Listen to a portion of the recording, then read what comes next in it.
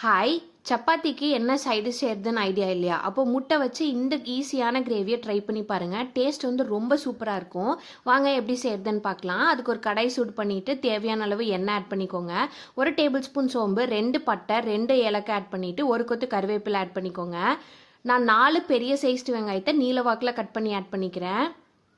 வெங்காயம் வதங்கிறதுக்கு லைட்டாக உப்பு ஆட் பண்ணிக்கோங்க. வெங்காயம் நல்லா வதங்கினதுக்கப்புறம் மசாலாஸ் எல்லாம் ஆட் பண்ணிக்கலாம். மிளகாத்தூள், மல்லித்தூள், கரம் மசாலா ஆட் பண்ணி மசாலாவோட பச்சை வாசனை போகிற அளவுக்கு நல்லா வதக்கி விட்டுக்கோங்க. நான் 3 மீடியம் சைஸ் தக்காளியை நீலவாக்கில் கட் பண்ணி ஆட் பண்ணியிருக்கேன். வெங்காயம் தக்காளியை நல்லா வதக்கி விட்டுக்கோங்க.